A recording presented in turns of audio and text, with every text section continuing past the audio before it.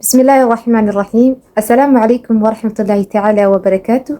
دمان أصحابتك كحيران كنالكم وانا ذو قويسك كسو دوادا وانا حلقة لو اسمها قويسك. موضوعنا ما انتو يهي dhiirigelin hooyo. Muuqaalkan waxaan jeclahay inay hooyooyin badan ee u noqdo dhiirigelin, inay hooyooyin badan u noqdo bilow cusub, inay hooyooyin fara badan ay ka helaan firfircooni iyo farxad. Insha Allahu tacaala waxaan jeclaystay hooyo walba inaan halkan ugu diro fariin farxad leh oo ah inay tahay hooyo walba inay tahay hooyo wanaagsan, hooyo jecel horumarkeeda, gurigeeda, caruurteeda, xaajigeeda iyo nolosha oo dhan. Hooyo rabto inay heer ka gaarto nolosheeda. Hooyo macaan qodobka koowaad aan kugu dhiirigelinayo waxay tahay waxbaro. Baro diintaada. Diintaada markaa baratid waxaad dhadhansanaysaa macaankeeda. Waxaad fahmaysaa oo aad si fiican u dhexgelaysaa nimcada Ilaahay. Qofka waxaa loo baahan yahay inuu xisaabtamo. Maxaa yeelay noloshan anagana lama siinin. Waxaan joogaynaa waqti yar kadibna waxaan noqonaynaa lafo burburay. Inta aad nooshahay waxaad haysataa fursad. Hooyooyin badan waxaa arkay guriga iska jooga, fursad haysta, dhaqaale haysta, haddana aan ka faa'iideysan.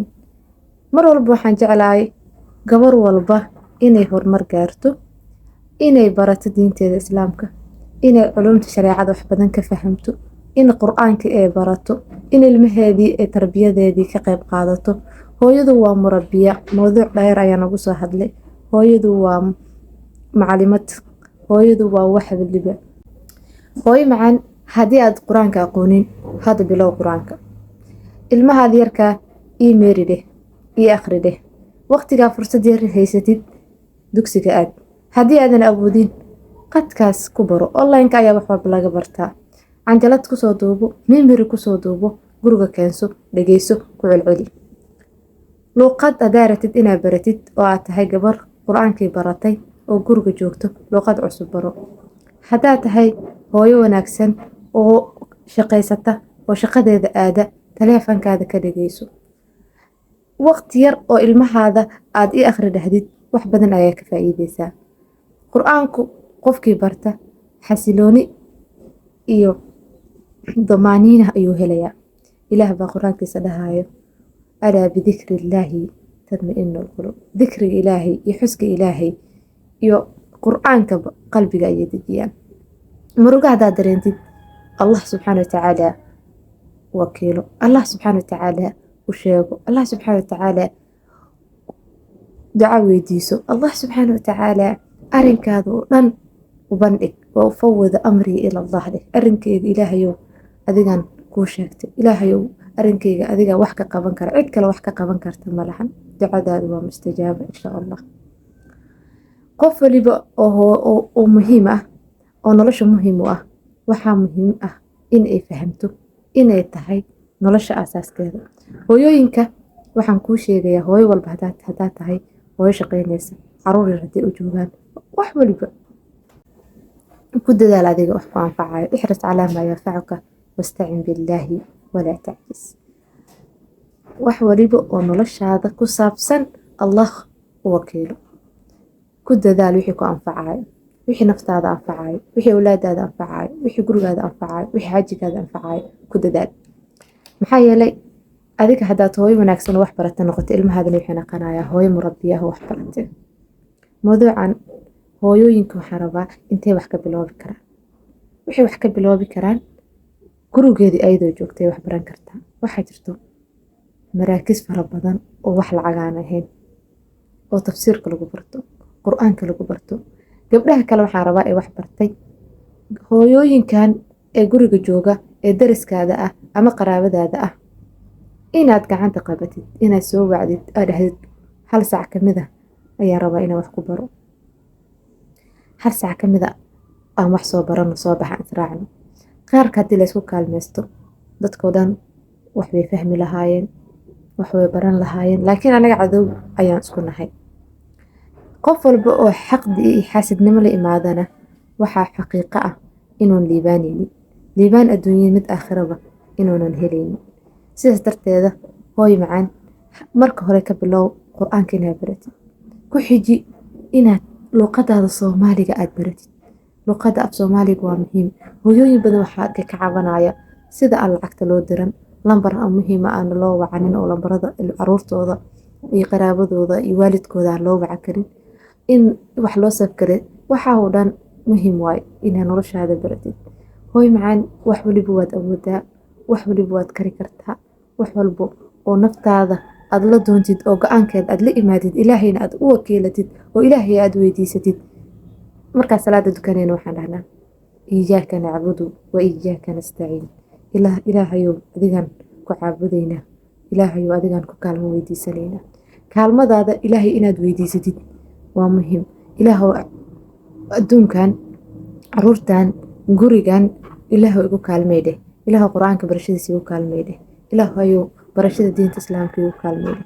ilaah faafinteedii, dacwadeedii iyo gaarsiinteedii igu kaalmay dheh. ilaahow khayrka kuwa ka qayb qaata ilaahow iga dhig dheh. ilaahaygaada u weydiiso inuu ilaahay ku baro, fahamka ilaaha furo. ilaaha wax waliba oo aad rabtid rabbigaa u bandhigo. maxaa yeele allah waa ku maqlayaa. fain lam takun taraahu fainahu yaraaka. ilaahay hadaadan arkina sigaa ku arkaayo. allah subxaana watacaala, ina allaha caliimun bidaati saduur. waxaan laabaheena ku jira ee qarsoon ilaah baa daalacanaya, ilaah baa arkaayo. ina allaha laa yakfaa calayhi shay-un fi lardi walaa fi samaa. ilaahay kama qarsoona wixii samada gudaheeda ahaaday iyo wixii arab dhulka gudihiisa ahaaday, waxba ka qarsoon male.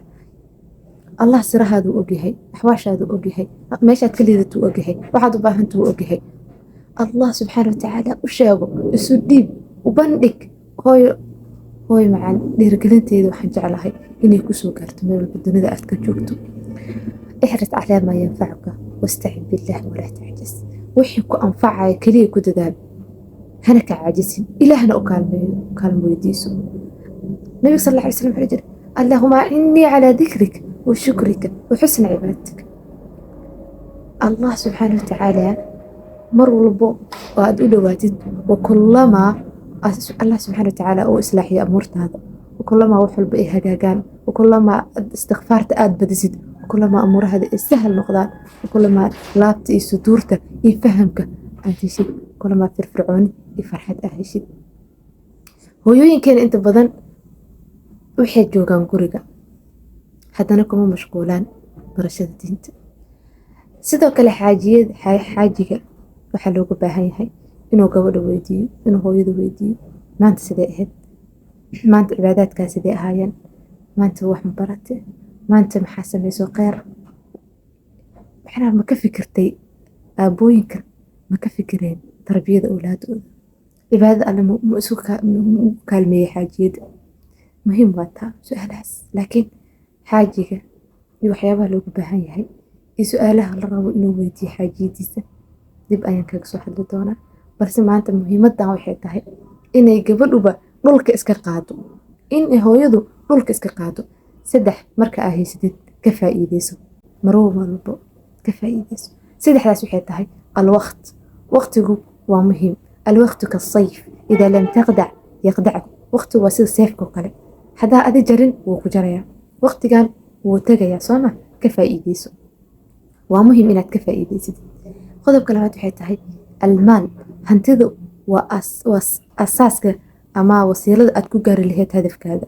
hantida markaa haysatid ka faa'iideyso, oo waayo dad badan ayaaba hanti haysanin.